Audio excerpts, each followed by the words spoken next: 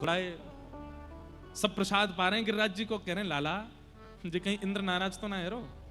ठाकुर जी चिंता मत करो, कछु ना करेगो, ज्यादा कछु करेगो तो गिरिराज बाबा प्रकट हैं सामने, रक्षा करेंगे हमारी। इतने में ही मूसलाधार बारिश, कहते हैं एक बूंद हाथी के पैर के समान गिर रही थी आकाश से। सोचिए इतनी छोटी छोटी बूंदें गिरती हैं तो सड़कें भर जाती हैं हमारी। एक बूंद हाथी के पैर के समान अगर आकाश से गिरेगी तो मिनटों में नदी प्रकट हो जाएगी।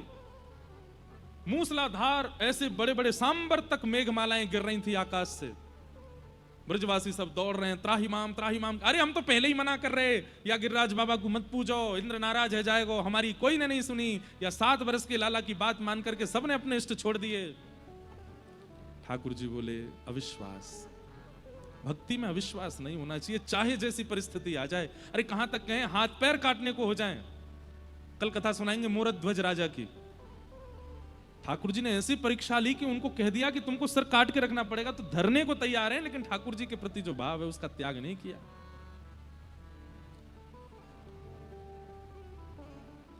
भगवान बोले अब अविश्वास आ तो गया है, इसको विश्वास में परिवर्तित करने के लिए कुछ लीला करनी पड़ेगी, कोई चमत्कार जैसा करना पड़ेगा, तभी विश्वास होगा।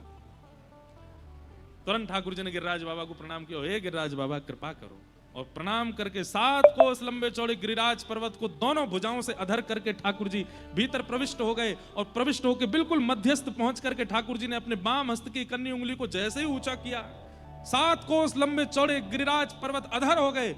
और 7 वर्ष के ठाकुर जी ने अपने नख पर श्री गिरिराज जी को धारण कर लिया। बल गिरिराज धारण की। सब ब्रजवासी इधर उधर भाग रहे थे। ठाकुर जी बोले आ जाओ आ जाओ आ जाओ, सबरे यहां ठाड़े है जाओ। सब बोले अरे अरे लाला ने पहाड़ उठा लियो, लाला ने पहाड़ उठा लियो। सुनकर के आश्चर्य हुए, लेकिन जैसे ही मुड़ मुड़ के देखें सच में उठा लियो। अब गिरिराज जी न्यों धारण करके खड़े, तो गिरिराज जी कभी इतकू जाएं कभी इतकू जाएं। नीचे सब ब्रजवासी आ गए, की तरफ गिरिराज जी नीचे हूं, वहीं से सब ब्रजवासी अपनी अपनी छड़ी लगामे।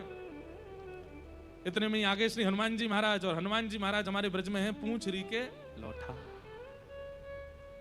ये पूंछरी के लोठा का क्यों पता है?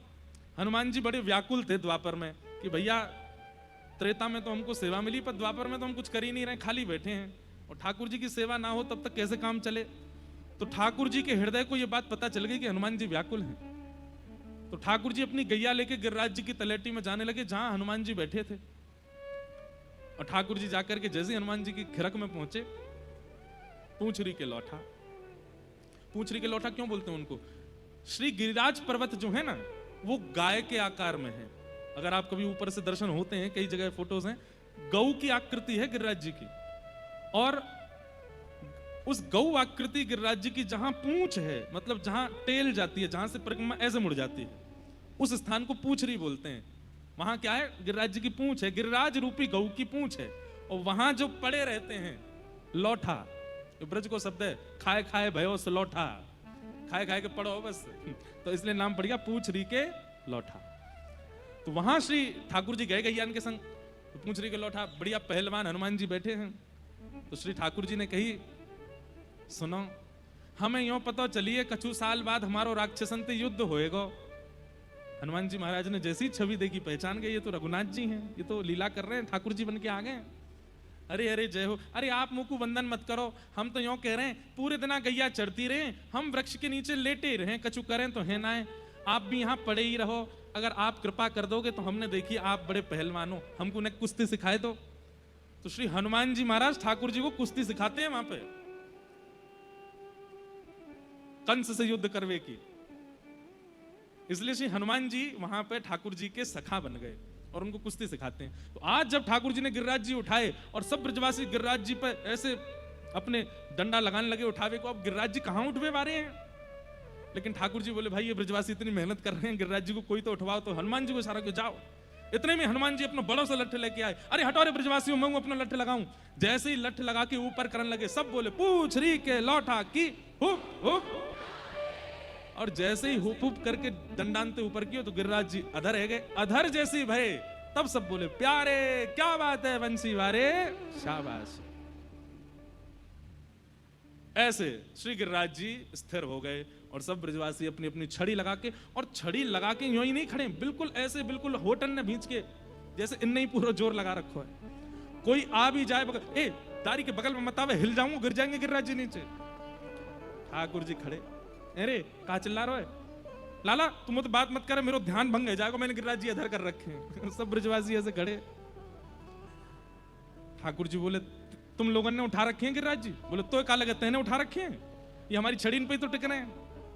अच्छा तुम्हारी छड़ी पे टिक रहे हैं जे? बोले हम बे, तो मैं अपनी उंगली नीचे कर लूं? हाँ लाला तू तो कर ले, वैसे ही खड़ा है, बावड़ा बना रहा हम लोगों ने, चल नीचे कर ले उंगली, हमने छड़ी लगा रखी है। ठाकुर जी बोले ठीक है तो संभालो गिरिराज जी। जैसे ही ठाकुर जी ने नेक उंगली ढीली करी, गिरिराज जी नीचे आने लगे, चट चट सबकी छड़ियां टूटने लगी। सब ब्रजवासी चिल्लाए, अरे लाला संभाल संभाल संभाल संभाल संभाल। ठाकुर जी ने फिरते उंगली लगाई, दूर दूर तक सबन की छड़ी टूट टाट गई। अब तो ना यहां छड़ी है